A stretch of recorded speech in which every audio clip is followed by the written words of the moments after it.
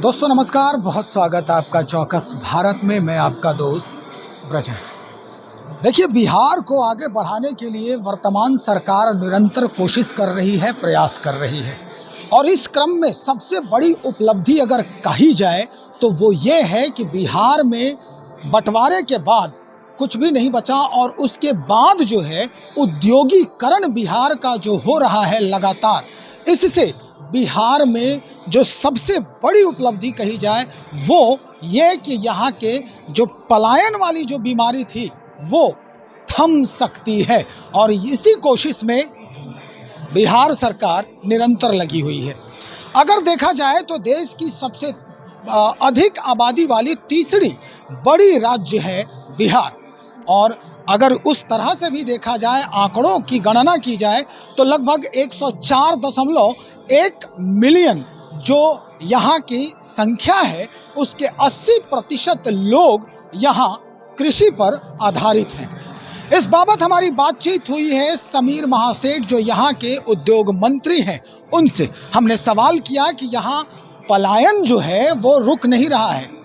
आप इंडस्ट्रीज लगा रहे हैं, आप इन्वेस्ट करवा रहे हैं, लेकिन पलायन जो है वो थमने का नाम नहीं ले रहा है। इस बात पर जो जवाब दिया है ये काफ़ी सोचने पर मजबूर करता है कि सरकार यहाँ की जनता के लिए, यहाँ के कामगारों के लिए क्या सोचती है।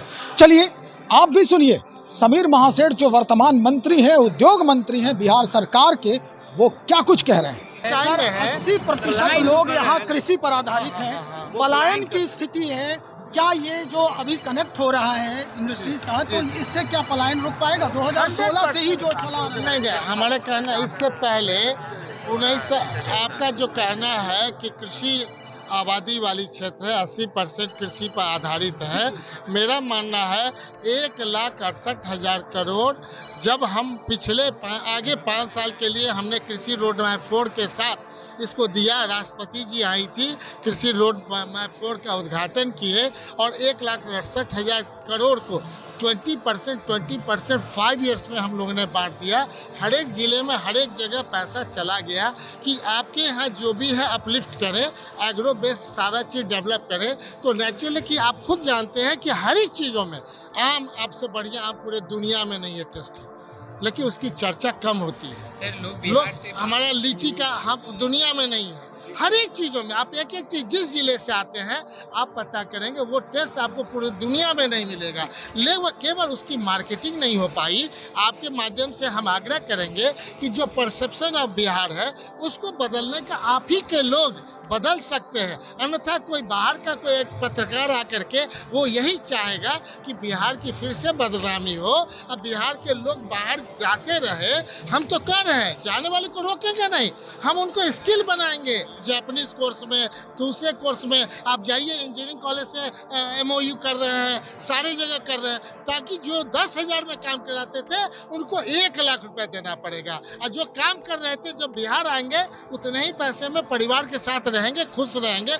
इसमें आपका योगदान होना है और अपेक्षा है कि इस परसेप्शन को मेंटेन कर दीजिए ताकि 1 to 10 में जब आपका राज आ जाएगा कोई बिहारी नहीं कहेगा। बिहार के लोग जहाँ जाएंगे वो मने बुद्धिमान है, युवा है, हर तरह से उस स्टेट को बनाने वाले हैं। हम लोग हमेशा दाता रहेंगे और कहीं ना कहीं अगर काम करते हैं तो हमको मूल्य मिलना चाहिए, वो मूल्य उचित मूल्य मिलेगा। अभी उचित मूल्य हमारे लोगों को नहीं मिल रहा है। अगर ड्राइवर है तो 10 से 15,000 में खटाते हैं, लेकिन बाहर में भेजेंगे तो 1,00,000 रुपये में भेजेंगे। आप बताइए कितना फैमिली का डेवलपमेंट होगा। वैसे ही रोजी रोजगार करने वाले जितनी भी फैक्ट्रियां हैं जो 10,000 20,000 देते थे उनको 40,000 देना पड़ेगा। सीधा डिफरेंस, इस चीज़ को आप मेंटेन करा दें, यही आपसे मेरा नम्र निवेदन है। बहुत तो सुन लिया आपने, सीधा सीधा टारगेट उन्हीं का है। उन्होंने कहा कि जिस समय से ये लागू किया गया है पलायन दर में कमी आई है और हम लगातार बाहर के लोगों को भी आमंत्रित कर रहे हैं, इनवाइट कर रहे हैं कि यहाँ आकर औद्योगिकरण करें, हम ज़मीन देंगे, यहाँ हम बैंक से सहायता दिलवाएंगे और जितने भी कामगार हैं जो बाहर जाकर आज दूसरे इंडस्ट्रीज़ को नाम दे रहे हैं, उसकी पहचान बना रहे हैं, वो पहचान बिहार को मिल सकती है। अब स्थिति ये है कि आज करोड़ों के जो हैं वो हस्ताक्षर हुए हैं, करोड़ों के सौगात पर हस्ताक्षर हुए हैं, इंडस्ट्रीज़ के दस्तावेज़ों पर हस्ताक्षर हुए हैं। और उसके बाद हमें इंतज़ार करना है कि कुछ ही दिन में जो परिदृश्य बदलेगा बिहार में रोजगार का, वो कैसा होगा और कितनी रोजगार मुहैया कराएगी बिहार सरकार। बने रहे हमारे साथ, बहुत शुक्रिया आपका।